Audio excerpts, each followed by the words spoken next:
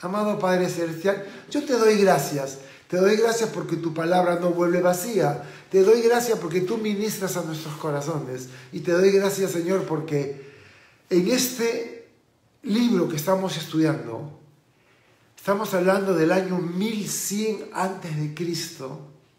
Es decir, tiene más de 3000 años de antigüedad. Pero aún así, tú nos sigues hablando el día de hoy. Y te pedimos, Señor, que nos ministres y nos hables en el precioso nombre de Jesús. Amén y amén. Y ahora sí, voy a agarrar mi Biblia y mis apuntes. Ustedes saben que yo trato de colocar un título que toque el tema principal, pero a la vez tratar de hacerlo personal a nosotros y que sea un título que apele a nosotros. Por eso, a Primera de Samuel, capítulo 7, le he puesto por título: El Señor no ha dejado de ayudarnos. Así que fíjate bien en esto: Dios no ha dejado de ayudarnos. Él nos sigue ayudando. Con mi esposa escuchamos una canción bonita ahora en la tarde que habla de pasamos por momentos difíciles y por momentos quietos, pero aún sabemos que aunque pasemos por momentos difíciles, nuestra vida está en la mano de Dios y confiaremos en Él, pase lo que pase. Muy bien, el Señor no ha dejado de ayudarnos. Capítulo 7 de Primera de Samuel, versículo 1. Yo estoy leyendo en la versión de la Biblia que se llama Reina Valera Contemporánea. Y el texto dice así: los habitantes de Kiriat Yarim fueron y se llevaron el arca del Señor y la pusieron en casa de Abinadab, la cual estaba en una colina, y consagraron a Eleazar, su hijo, como guardián del arca del Señor. La presencia del arca de Dios era un baúl que se llama el testimonio de Dios. Tiene una tapa con 2 querubines labrados. Todo el arca, este baúl, está enchapado en oro. Una lámina de oro lo cubre. Tiene armellas por donde se pasan 2 travesaños y puede ser transportado. Y esa arca la habían llevado los hijos del sacerdote Elí al frente de batalla contra los filisteos, como un amuleto, creyendo que como era el arca de Dios ganarían la batalla, y murieron. Fue terrible. Murieron los hijos de Elí y el arca se la llevaron como botín de guerra. Pero Dios en 6 meses se encargó que los filisteos la devolvieran.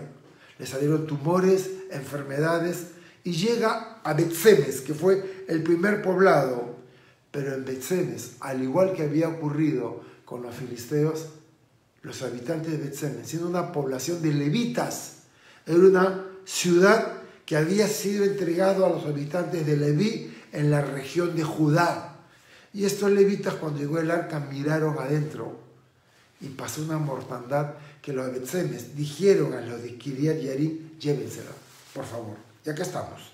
El arca fue llevada a la casa de Abinadab y dice que fue prosperado. Y él, a uno de sus hijos, que era levita, fue ordenado para atenderla. Es decir, solo una persona, como debía ser, atendería el arca, la mantendría limpia, le daría los cuidados. Me gusta que la Reina Valera Contemporánea utiliza la palabra consagraron. Consagraron. La Reina Valera 60 dice santificaron a Eleazar. La palabra santificado, santo, significa separado, puesto aparte para un uso especial, para ser usado por Dios. Así que Eleazar había sido separado para encargarse de ministrar al arca. Versículo 2. Así pasaron 20 años desde el día que llegó el arca a Kiriat Yarim, y los israelitas gemían arrepentidos ante el Señor. Es importante notar esto: 20 años desde que llegó el arca hasta el momento que sucede el capítulo 7. Ya Samuel ya no era un muchacho de 30 años, era un hombre de 50 o un poco mayor. Es difícil saber por qué el arca permaneció tanto tiempo en Kiriat Yearim. Y los 20 años se refieren al tiempo entre el retorno del arca de Israel y este capítulo. Ahora, el arca de Dios no llegará a un santuario, sino 80 años después, con David, quien la llevaría a Jerusalén. Cuando se escribe esto, Jerusalén era una ciudad de los cananitas que se llamaban los jebuseos. Ni siquiera era de Israel. David va a tomar Jerusalén y la va a hacer su capital. Y ahí va a poner el templo de Dios que finalmente va a construir Salomón. Pero va a pasar 100 años desde que los filisteos devolvieron el arca hasta que llegue finalmente a un templo o al tabernáculo. Durante ese periodo, durante estos 20 años, habían pasado muchas cosas. Silo había sido ocupada por los filisteos y destruida. Era la ciudad donde estaba el tabernáculo y el sacerdote Elí. Y mientras Samuel llegaba a la madurez para ser un gran reformador, se fueron 20 años en que Samuel maduró como hombre de Dios y convertirse en el último juez de Israel. ¿Recuerdan el libro de los jueces? Dios levantaba un caudillo, este caudillo llevaba a Israel a la victoria de sus enemigos, venía la prosperidad, el caudillo moría, Israel se olvidaba de Dios, le daba la espalda, se iba tras los ídolos. ¿Y qué ocurría después? Venían los filisteos, los amorreos, los moabitas, los amonitas, etcétera, etcétera, y los sometían. El pueblo clamaba a Dios por el yugo, por la opresión, y Dios levantaba otro libertador, otro caudillo. Y este ciclo se repitió vez tras vez tras vez. El pueblo clamaba a Dios, Dios levantaba un caudillo, el caudillo los liberaba, se olvidaban de Dios, venía la prosperidad, eran otra vez sojuzgados, clamaban a Dios, y esto se repite vez tras vez. Y luego vamos a ver que este libro de Reyes, el último de los jueces fue Samuel. Y el primero de los reyes lo ordenó Samuel. Así que estamos en este periodo de transición. Ahora, Dios había destruido Silo y era por el juicio de Dios que estaba en ruinas. Y esto lo encontramos como una evidencia porque el profeta Jeremías lo describe. Jeremías 7, versos del 12 al 14, dice: Israelitas, vayan ahora al santuario de Silo, donde me adoraron al principio. Vean cómo destruí ese santuario por su culpa. Les he hablado muchas veces, pero no han querido escuchar. En vez de tomar en cuenta mis advertencias, han seguido haciendo lo malo. Por eso, aunque este templo es mi casa y ustedes han puesto en él su confianza, lo destruiré tal como destruí el santuario en Silo. ¿Y de qué está hablando Jeremías? Del templo de Jerusalén, el templo que construyó Salomón y que va a ser destruido por los babilonios. Y Jeremías les recuerda, vayan a Silo. ¿Se acuerdan que hay un santuario? Que ahí estaba el sacerdote Elí, que ahí estaba el tabernáculo y el arca. Bueno, yo la destruí porque ustedes me dieron la espalda. Igual va a ocurrir con este templo. Y vean, yo no tengo la menor idea que algo terrible ha pasado con la humanidad. La humanidad le ha dado la espalda a Dios. La humanidad, aunque en el Perú aún no es legal el aborto, en muchos países el aborto es legal. Están destruyendo el fruto de su vientre por su pecado. Vemos cómo se legisla en contra de Dios y la Biblia, cómo se persigue la fe y cómo, ya sea por medidas de salubridad o no, estamos despojados de poder ir al servicio, al templo, a la casa de Dios para adorar. Pero esta sociedad se ha vuelto materialista, consumista, atea. sumamente religiosa, pero no conocen al Dios de la Biblia y le han dado la espalda a Dios. Por eso estamos viviendo tiempos como nunca antes vivimos. Y no es una novedad que esta pandemia no es otra cosa que el llamado de atención a Dios, a la sociedad, a la humanidad, para que se vuelva a Dios, para que busque a Dios. Pero el hombre tan egoísta y tan materialista no lo ve así. Poco le importa. Humanidad reacciona, porque el juicio de Dios viene contra aquellos hombres que le han dado la espalda. Y esto ya no da para más. Y esto no volverá a ser igual. Sigamos. Samuel ya era reconocido como profeta del Señor desde joven, pero ahora ocupará su lugar en la historia como el último de los jueces de Israel. Los jueces eran jefes militares, caudillos, a través de los cuales el Señor liberó a su pueblo y desempeñaron funciones civiles, funciones militares, funciones religiosas delante del pueblo. Y Samuel era ahora el líder. No solamente era una persona sumamente inteligente, sino fue concebido por Ana, quien se lo pidió a Dios para devolvérselo. Y de niño estuvo en el templo de Dios y Dios le habló. Y Samuel había llegado el momento ahora. Samuel era el líder. Samuel era sacerdote. Samuel se va a convertir en juez. Y probablemente tenía alrededor de 40 o 50 años cuando estos acontecimientos se dieron. Ahora, el texto bíblico que hemos leído al final del versículo 2 dice: los israelitas gemían arrepentidos ante el Señor.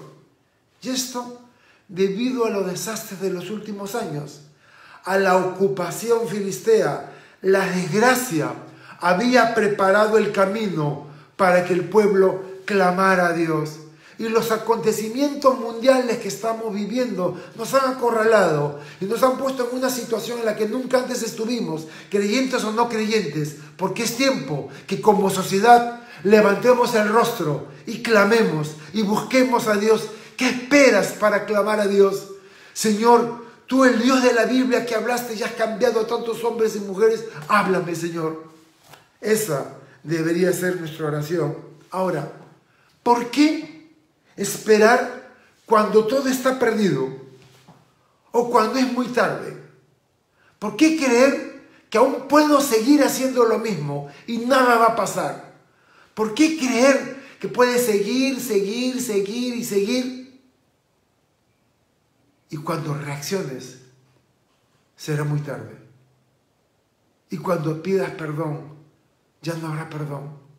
Y cuando busques salvar tu matrimonio, salvar una relación, salvar a ese hijo o esa hija descarriada, será muy tarde. Porque reaccionaste muy tarde. ¿Por qué tienes que esperar a que la desgracia ocurra? ¿Por qué no te detienes ahora de aquello que estás haciendo, que no te hace ningún bien ni a ti ni a tu familia? Y lo único que traerá es destrucción. Detente. Señor, ayúdame. No quiero seguir con esto.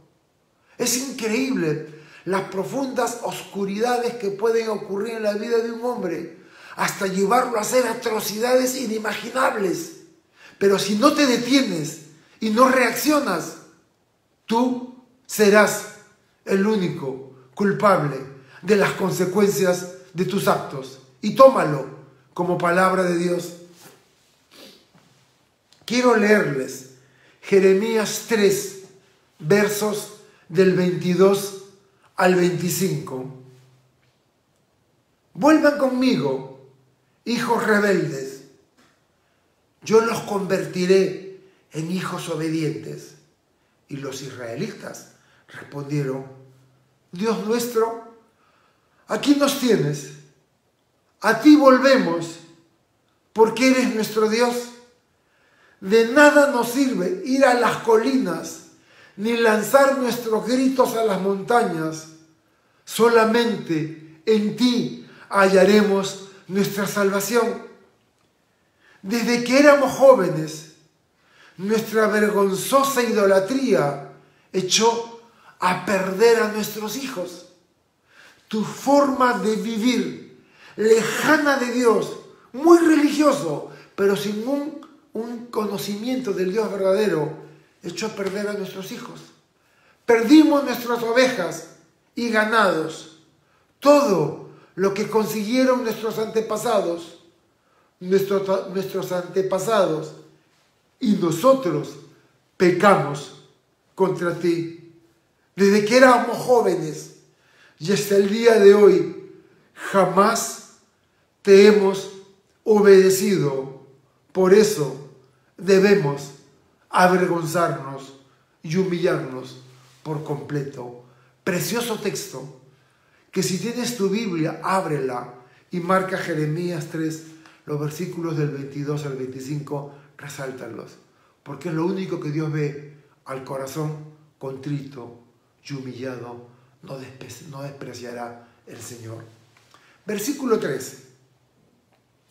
Samuel habló con todo Israel y les dijo: si de todo corazón se han arrepentido delante del Señor, y noten los que tienen mis apuntes, la palabra arrepentido está en otro color. Quiten a Astarot y a todos los dioses ajenos, la palabra quiten en otro color, que todavía adoran. Entréguense de corazón al Señor y sírvanle, solo a Él. Entonces los librará de la ira de los filisteos. Samuel se levanta como un profeta y dispara contra el pueblo y los exhortó, y requiere 4 cosas de ellos. 4 cosas de cada individuo en su corazón, para que Dios los libre de las consecuencias de sus enemigos, de los filisteos. Es interesante que Dios promete librarlos de sus circunstancias exteriores si realizan cambios en su interior. Y lo mismo nos está diciendo a nosotros. Primero, si se vuelven a Dios arrepentidos de todo corazón. Y la expresión volverse al Señor es la más común en el Antiguo Testamento, que indica un genuino arrepentimiento. Tú sabes que no puede haber cambios si no hay arrepentimiento. Yo a veces escucho arengas de muchos púlpitos: ven, Dios es bueno, Dios te ama, Dios quiere que seas feliz, ven acá adelante y Dios te bendecirá. Es un llamado falso, porque no hay arrepentimiento. Arrepentimiento es dolor en tu corazón de haberle fallado a Dios. ¿Lo sientes? Segundo, si quitan a Astarot y a los otros dioses ajenos de entre ellos. Es interesante que primero le pide volver a Dios y ahora quitar los dioses ajenos. Para que los israelitas fueran rescatados de las manos de sus enemigos, tenían que darle la espalda a sus ídolos y dioses falsos. No sé qué religión tienes, no sé qué te han enseñado desde chiquito, pero no es una religión, y no es una religión que se hereda de familia en familia, sino es conocer al Dios verdadero. ¿Se ha revelado Dios? ¿Y cómo lo ha hecho? ¿Cómo nos habla Dios el día de hoy? ¿Habla Dios? ¿Lo hace? ¿Lo hizo? ¿Lo hace hoy? Sí, a través de su palabra. Y lo importante no es la religión, sino la relación. Y es mi oración, tú que estás escuchando este video, que lo estás viendo, Que el Espíritu Santo traiga convicción a tu corazón de una necesidad de conocerlo, de tener comunión con Él, de verlo como nunca antes lo habías visto, de oírlo como no lo habías oído y de entenderlo como nunca antes lo habías hecho. Así que le pide que para que esto ocurra, le dice, deja tus ídolos, deja tus dioses falsos, dale las espaldas a tus creencias. No me importa qué crees, lo importante es que te vuelvas a Dios. Y este es el mensaje acá. Tercero, si se preparan y se entregan al Señor de todo su corazón. Habla de un acto de fe sincero, lo que equivale a conversión. ¿Qué es la palabra conversión? ¿Te has convertido? ¿Convertido en qué? La palabra conversión significa un giro de 180 grados. Antes marchabas en una dirección que tú habías escogido y una dirección que te iba a llevar a la destrucción. Porque hay hombres que creen que su camino es perfecto y no saben que su fin es camino de muerte. El giro de 180 grados es ya no ir por mis caminos, sino ir ahora en dirección de Dios. No por la puerta ancha, sino por la puerta estrecha. No por el camino ancho, sino por el camino estrecho. No una religión, una relación. De esto se trata. Dios se ha revelado. Quiere que te conviertas a sus caminos. Dios está interesado en conocerte íntimamente. La pregunta es, ¿lo dejarás? Y 4, si solo a Él lo sirven. Y es interesante esto, pues significa dejar de vivir para tus intereses egoístas y vivir para ser usado por Dios. Quiero que escuches con atención la frase que he dicho. Dejar de vivir para tus intereses egoístas y vivir para ser usado por Dios. Que Dios te use, que seas un instrumento en sus manos. ¿Sabes lo que eso significa? Es indescriptible. Saber que Dios me quiere usar y ser yo ese instrumento, no hay palabras que lo puedan expresar. Deuteronomio 13:4. Ustedes deben ir en pos del Señor su Dios y tenerlo solo a Él. Ir en pos del Señor su Dios y tenerlo solo a Él. Deben cumplir sus mandamientos, atender su voz. Solo a Él deben servir, solo a Él deben seguir. Deuteronomio 13:4. Así que les ha dicho que deben dejar de adorar y que quiten a sus deidades. Y yo aquí tengo una imagen que la encontré en el internet, pero es interesante. Ahí estaban los israelitas ofreciendo ofrendas se ve un hombre como con 2 rayos, ese es Baal, y se ve una mujer al costado, ese es Astarot. Pero son judíos, y los judíos le estaban rindiendo culto a los dioses de Canaán. Y Dios dice, no lo hagas. Y Samuel dice, quiten de entre ustedes los ídolos. Entonces, el resultado, si es que ellos se arrepentían, quitaban las imágenes, se entregaban al Señor y lo servían, el resultado sería que los libraría de la mano de los filisteos, de sus enemigos. Versículo 4. Los israelitas renunciaron a los Baales, en plural, me llama la atención, y a Astarot, y sirvieron solo al Señor. Pero es increíble, desde Deuteronomio, desde Moisés, ya venía diciendo, no adores a los ídolos de los otros pueblos. Y llegaban y adoraban a los ídolos de los otros pueblos. Es que no entendían. Pero acá dice, en el versículo 4, que renunciaron y sirvieron solo al Señor. Los Baales y Astarot representan a los dioses de los cananeos y de gran parte del Medio Oriente en esa época. La palabra Baal significa Señor, es una palabra caldea, significa Señor, marido, maestro, dueño. Todo eso significa la palabra Baal. Y cuando dice Baales, en plural, describía a las diversas divinidades locales, Moloch, Mamón, Baal, Dagón y otras divinidades que tenían en Canaán.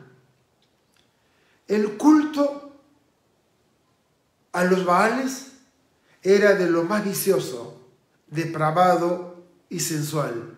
Se trataban de orgías multitudinarias. Por eso a la gente le encantaba, a la gente le encanta el pecado. Así que estas orgías por multitudes atraían a la gente, los alejaba de Dios, adoraban a dioses de la fertilidad.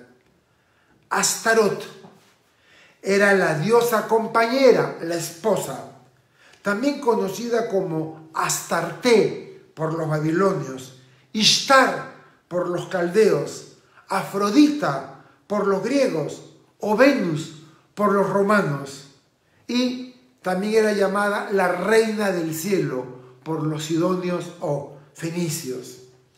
La parte esencial del culto a Astarot era la prostitución sagrada. Sacerdotisas de Baal ejercían el meretricio, iban buscando hombres que vinieran al templo de Astarot para tener relaciones sexuales y rendir culto de adoración a esta diosa de la fertilidad. Era esposa de Baal, según los sidonios, y su nombre significa esposa. Eso significa Astarot. Ahora, quiero leerles Jueces 2, del 11 al 13. Los israelitas hicieron lo malo a los ojos del Señor y adoraron a los Baales. Abandonaron al Señor, el Dios que los sacó, que sacó a sus antepasados de la tierra de Egipto, y empezaron a adorar a los dioses de los pueblos que vivían a su alrededor, con los que provocaron el enojo del Señor. Se apartaron del Señor para adorar a Baal y Astarot. Jueces 2, del 11 al 13. Y por supuesto hice mi tarea. Y cuando digo hice mi tarea, busqué a Baal y Astarot en internet y encontré dos altos relieves babilonios. En uno de ellos se ve a Baal, el hombre, y ustedes pueden verlo en los apuntes que les he dado. Baal es interesante. Baal tiene una especie de sombrero que es como un embudo invertido, pero en la parte delantera tiene dos cuernos, el macho cabrío. En una de sus manos, en este caso la mano derecha, tiene un mazo que utiliza para subyugar, para golpear. Y en el otro tiene una flecha, pero la forma de la flecha tiene la forma de un rayo, de un relámpago, de un trueno, el de la tormenta. Así que este era Baal. En cambio, Astarot la vemos una mujer, la vemos alada, como una especie de ángel. Tiene en sus manos dos símbolos, no he averiguado qué es, pero me llama la atención los pies. En los pies de ella se ven garras. Tiene garras, tiene 3 dedos, como de ave de rapiña. Hay 2 leones y en sus pies también hay búhos, que habla de sabiduría, pero la sabiduría mundana. Leones que hablan la fuerza, pero si ustedes son detallistas y agrandan la pata de los leones, estos leones tienen en sus manos 5 dedos, una figura antropomórfica, un león. Están describiendo demonios. Los altos relieves babilonios, donde muestran a Baal y Astarot, nos muestran demonios. Y es sorprendente que la condición indispensable para liberar a Israel de los filisteos era buscar al Señor con sinceridad, sin intención de manipularlo. Debían ellos abandonar los dioses ajenos, comprometiéndose con el Señor y sirviéndolo exclusivamente a Él. Y yo me pregunto, ¿no te has puesto a pensar que la condición que tiene Dios para librarte del problema que te aqueja es lo mismo? Buscarlo a Él con sinceridad, sin intención de manipularlo. Quiero esto, dame esto. Es decir, acercarte a Dios no para pedirle, sino acercarte a Dios para rendirte delante de Él. Y luego dice, abandonar lo que querías antes y comprometiéndote con el Señor para servirlo exclusivamente a Él. Ahora, es interesante que Samuel logró que el pueblo dejara a sus ídolos, los destruyera para servir al Señor. Y esto ocurría, esto iba a ocurrir, Dios los ayudaría todo el tiempo que Samuel vivió entre ellos. Y aquí hay otra lámina que encontré en internet, me gustó, y en esta lámina que veo, el pueblo de Israel ha escuchado el consejo de Samuel y está destruyendo los ídolos, Baal y Astarot, a los cuales le rendían culto. Versículo 5. Entonces Samuel les dijo, reúnan a todos los israelitas en Mizpá y yo regaré al Señor por ustedes.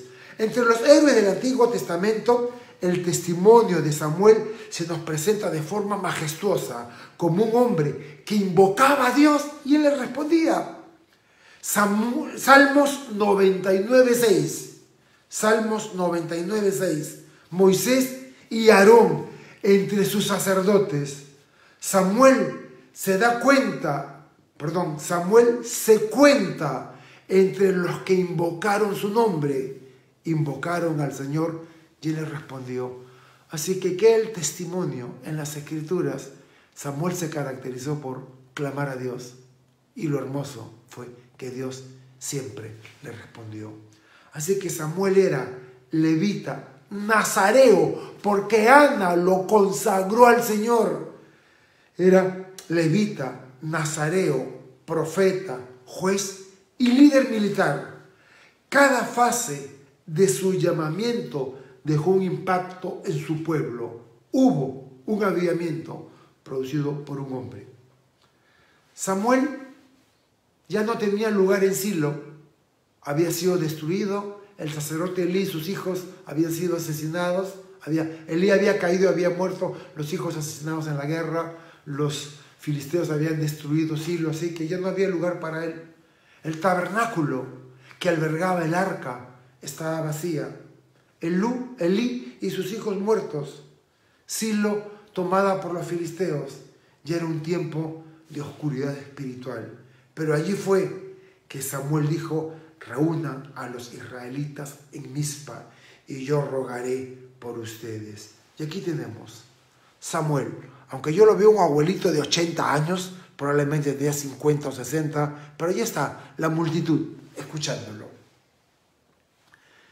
Dios había levantado a Samuel para una tarea importante. En un momento difícil, Samuel vigilaba de cerca la vida religiosa de Israel y esa hora decisiva acababa de llegar. El siguiente paso de Samuel era convocar al pueblo a una de esas solemnes reuniones nacionales como antes había ocurrido en el pasado. Fíjense, Josué 24:1. Josué reunió en Siquem a todas las tribus de Israel y llamó a los ancianos de Israel, a los jefes de tribu, a los jueces y oficiales, y todos se presentaron ante Dios. Tal como Josué lo hizo, Samuel lo volvió a hacer. Y ellos iban a confesar los pecados nacionales, iban a renovar sus obligaciones para con el Señor. Mizpa o Mizpá, la cumbre elevada de Mizpá, que se encuentra en territorio de la tribu de Benjamín. La palabra Mizpá significa el vigía. Te estoy mirando, el vigía. Se hallaba entre aquellos lugares de la tierra antigua que fueron importantes, porque Dios, a través de un líder, habló a su pueblo, tal como había ocurrido en Siquem, Gilgal, Betel, Ramá, Silo, donde el pueblo solía reunirse para deliberar solemnemente. Jueces 21. Como un solo hombre, todos los israelitas, desde Dan al norte hasta Beerseba y Galat, se reunieron delante del Señor en Mizpah. Así que era un lugar solemne, era una cumbre, un lugar alto. Y ahí subieron todos para tener una asamblea y hablar qué era lo que iba a pasar.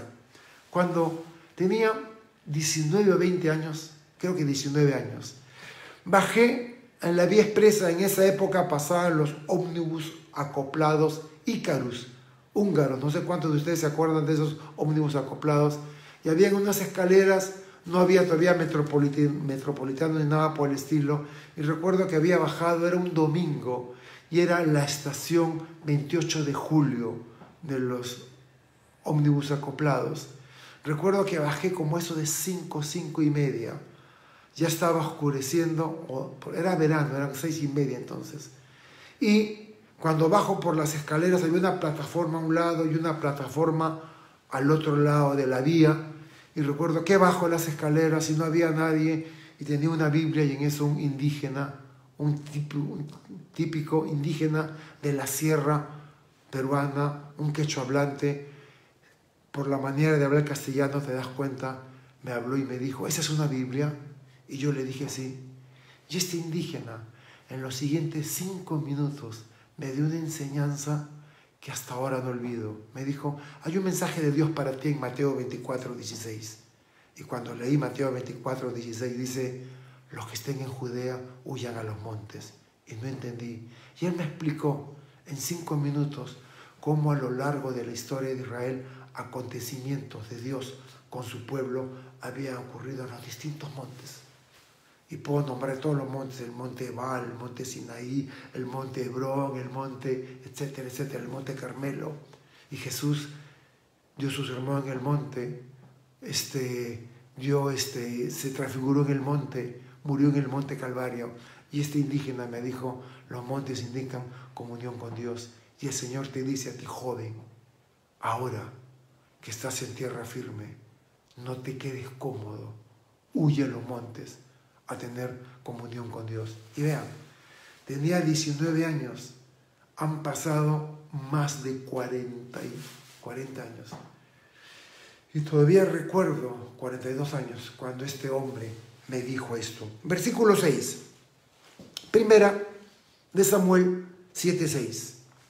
Se reunieron en Mizpah, sacaron agua, la derramaron delante del Señor, y aquel día ayunaron y dijeron: hemos pecado contra el Señor. Así fue como Samuel se convirtió en Mizpah en el caudillo de los israelitas. Entonces es interesante porque el versículo nos dice que Samuel es allí cuando se convierte en caudillo del pueblo.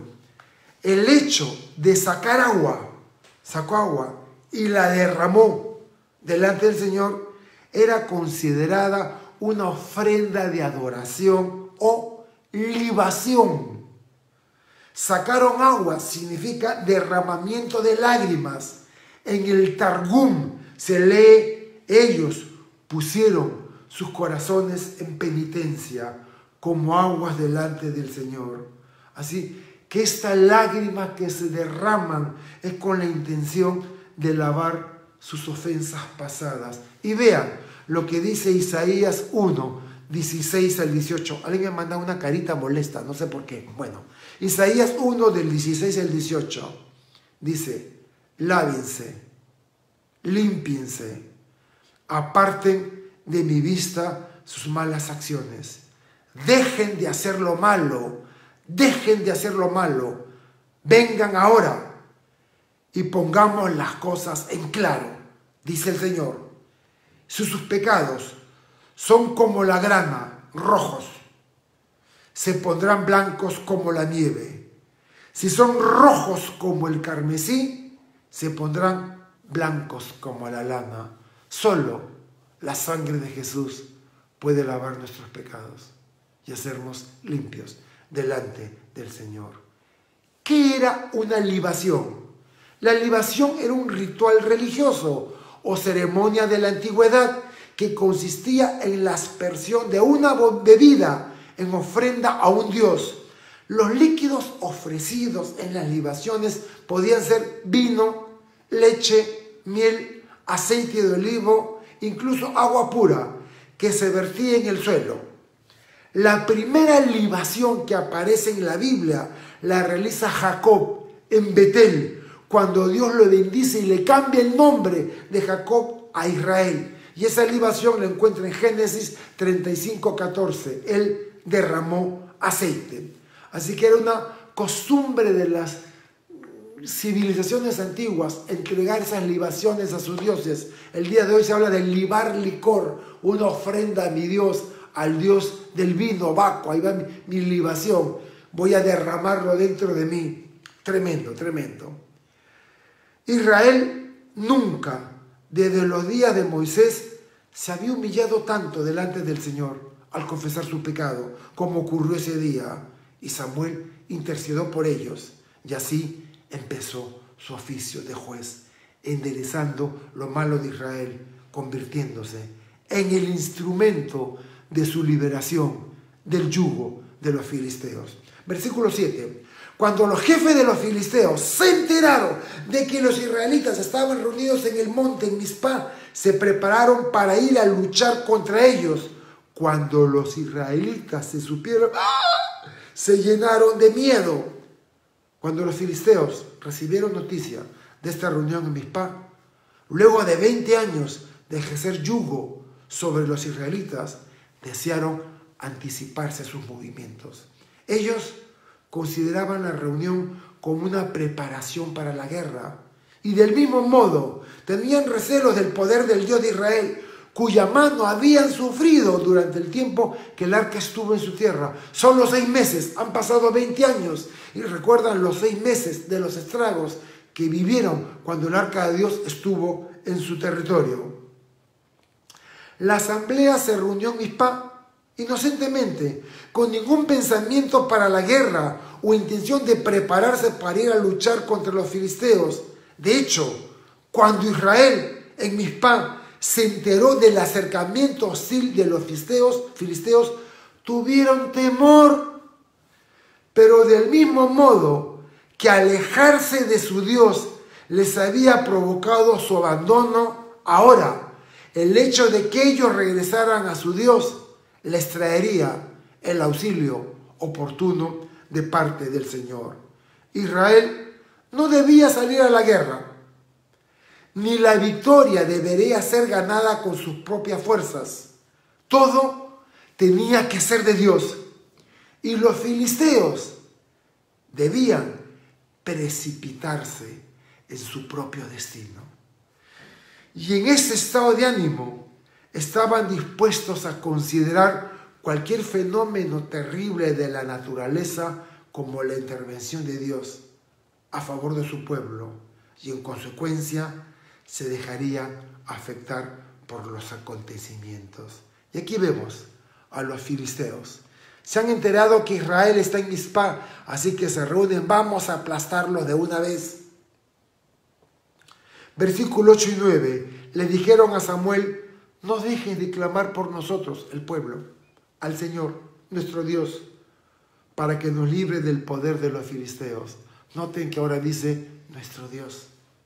Entonces Samuel tomó un cordero recién nacido, lo sacrificó y lo ofreció al Señor y rogó por el pueblo de Israel. Y el Señor lo oyó.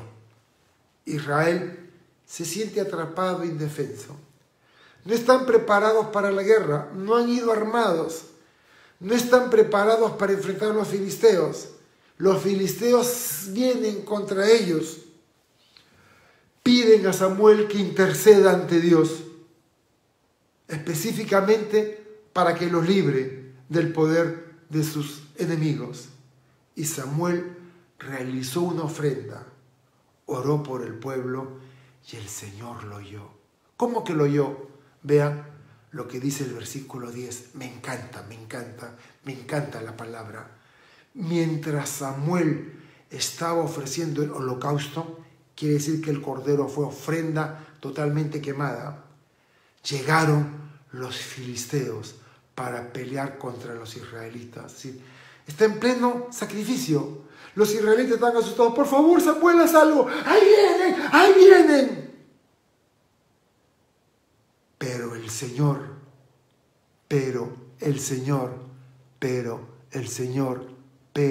Señor lanzó fuertes truenos ¡zas! Contra ellos. Los atemorizó y los israelitas los vencieron. Mientras Israel temblaba ante los filisteos, el Señor respondió con una gran tormenta que llenó de pánico a todos los filisteos. En realidad fueron los truenos, los relámpagos, los rayos del Señor que los puso en estampida.